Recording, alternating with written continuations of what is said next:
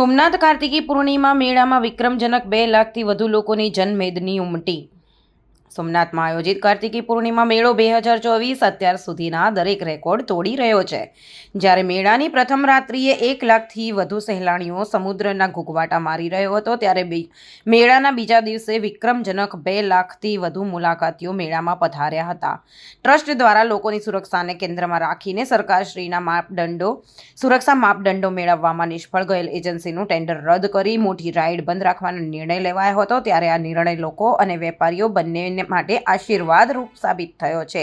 જે સામાન્ય પરિવારો મેળામાં 2 કે 3 રાઇડમાં બેસીને ખાણીપીણીમાં ઓછો ખર્ચ કરતા, તેની સામે ખાણીપીણી રાચરચીલાનો વ્યાપાર અનેક ગણો વધ્યો છે। અત્યાર સુધી ક્યારેય પહેલા દિવસ ન આવી હોય તેવી મેદની 2 દિવસમાં જોવા મળી છે, જેથી મેળામાં વેપારીઓમાં આનંદ છે।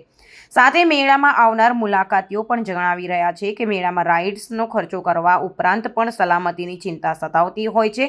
ત્યારે સોમનાથ ટ્રસ્ટે સલામતી ન હોય તેવી રાઇડ્સ બંધ રાખવાનો જે નિર્ણય કર્યો છે, તેને કારણે સુરક્ષિત પણ અનુભવીએ છીએ। સાથે સાથે જે રાઇડ્સના ખર્ચા કરવાના હતા તે બાળકો સાથે ખાણીપીણી અને ખરીદીમાં કરીએ છીએ, જેથી પરિવારો પણ ખુશ છે। સોમનાથ ટ્રસ્ટરે મોટો ફેસલો લીધેલો છે કે જે મોટા રાઇડના કોન્ટ્રાક્ટર હતા ને, એ લોકો જે સેફટીના રૂલ્સ હતા ને એનું જરાય પણ પાલન નહોતા કરતા। એટલે આ વખતે બહુ સાહસિક, બહુ જ વિરુદ્ધ લીધેલું છે નિયમ। એટલે આ વખતે સોમનાથ ટ્રસ્ટરે લાખો રૂપિયા જાતા કરીને અને માણસાઈ જોયેલી છે કે મોટા રાઇડ્સની અંદર માણસોને કંઈક થઈ જાય એના કરતાં ન રાખવું એ વધુ સારું। એટલે લોકોની સેફટી હાટુ થઈને સોમનાથ ટ્રસ્ટરે જે પણ સ્ટેપ લીધેલા છે એ મને બહુ જ ગમ્યો છે।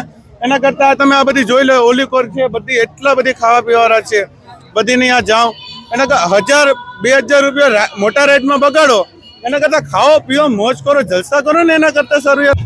જય સોમનાથ। કાર્તિક પૂર્ણિમાના મેળાનો આજે બીજો દિવસ અને બીજા દિવસે લગભગ 2 લાખથી વધારે લોકો મેળાની મોજ માણી। ખાસ કરીને જે ખાણીપીણીના સ્ટોલ છે ત્યાં પણ ખૂબ જ ભીડ જોવા મળી। જે નાની બાળકોની રાઇડ્સ છે એ રાઇડ્સમાં પણ લોકોની ભીડ જોવા મળી, બાળકોની ભીડ જોવા મળી। આ કાર્તિક પૂર્ણિમાના મેળાના બીજા દિવસે જ રેકોર્ડ બ્રેક કહીએ તો 2 લાખથી વધારે લોકોએ આજના મેળાનો આનંદ લીધો છે। મેળામાં જે કેદીના ભજીયા છે તે સિવાયના પણ જે ખાણીપીણીના સ્ટોલ છે એ સ્ટોલમાં પણ મોટી સંખ્યામાં લોકોએ આજે મેળાના ગ્રાઉન્ડમાં ભોજનનો આનંદ લીધો છે। ખાસ કરીને મેળામાં જોવામાં આવ્યું કે લોકો ઘરેથી પણ પોતાનું ભોજન લઈ અને મેળાના ગ્રાઉન્ડમાં બેસીને પરિવાર સાથે ભોજન લેતા હોય છે। આવું આ મેળાના બીજા દિવસે જ ખૂબ જ મોટી સંખ્યામાં લોકોએ મેળાનો આનંદ લીધો છે।